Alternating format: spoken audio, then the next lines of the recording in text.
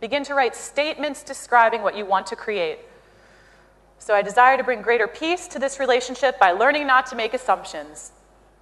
Then think about what changes you can begin making and shifting the dynamics. All those opportunities I talked to you about, just start putting down on paper, okay, you know what, maybe I'm going to just cut this person out of my life for a while so I can focus on me.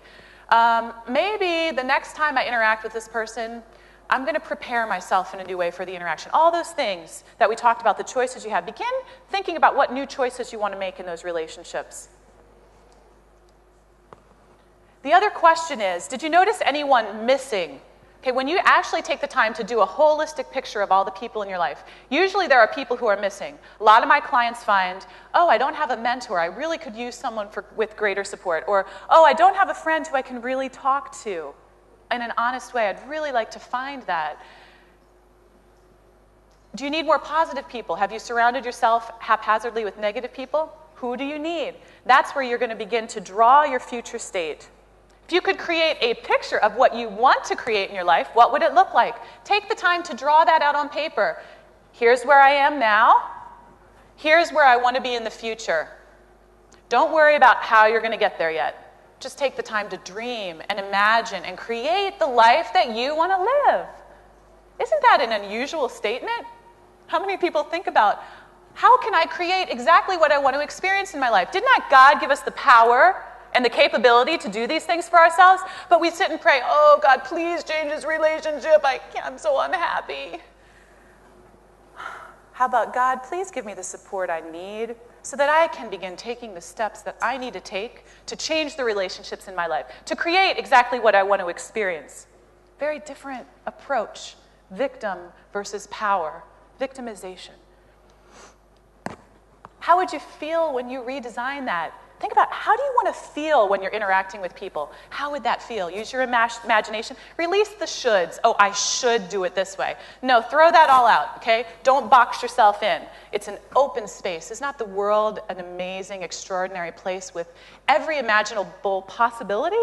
It is. It's us who limit ourselves and put ourselves in little boxes. Okay, when you create your future state, step back and be creative.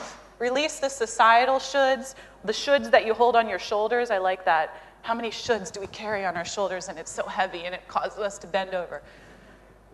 Release the shoulds and you grow taller. Let yourself be creative and listen to your heart. To bring about change, you got to practice, okay? It all boils down. Everything we've talked about in this conference, if you don't practice it, you're not going to see change. If you don't go to get your colon cleansed, you're not going to get cleansed. If you don't eat different food, you're not going to feel differently. If you don't put time and effort into practicing these new strategies, into not making assumptions, if you go away and forget everything that you've learned and fall back into your habits and patterns, nothing's going to change. If you want change, become conscious every day. Don't rush around in your life. Slow down. Step back. Give yourself the time and the space to really think about the life experience that you have created to this point. Are you happy with what you've created? It's not anyone else's fault. Do you want to create something differently? Then take action. Put a plan together. Write it down. I really believe that writing down our intentions of what we want to create in our life shows the universe that we're serious about change. Do we get all the support we need? We do. When we actually know what we want to create. Be true to yourself. I am true to myself. How would that feel? Life feels differently when you're true to yourself.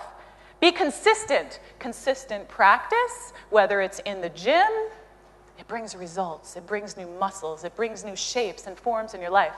Be focused. Focus your power. Don't spread yourself so thin that you can't do anything right.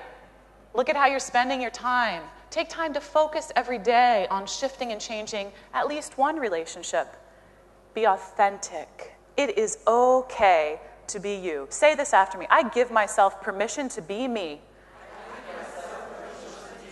You might need to give yourself permission for a while because you haven't been allowing yourself that. Let's give ourselves permission to be authentic. What you focus on and give energy to is what you create in your life. Focus on the good. Focus on what you want to create. And guess what? Naturally, you'll begin acting in those ways that will bring you towards what you want to create. Because you keep the vision in the forefront of your mind, you move towards it. If you have no vision, what are you going to create? Whatever comes your way is what you're going to create. How many are tired of that? I know I grew very tired of that. Purposeful vision creates a purposeful result. How many want to have a purposeful vision for their relationships now? Is there not much benefit in that? The benefit is huge. If I could only describe to you the way that I see my clients' relationships change and how their life transforms when they actually give time and focused effort to this. Find an accountability partner who's sitting in this room. Consciously create new actions, thoughts, and words, and choose them, and then practice. Is it simple? It's easier than we realize if we just begin to practice it.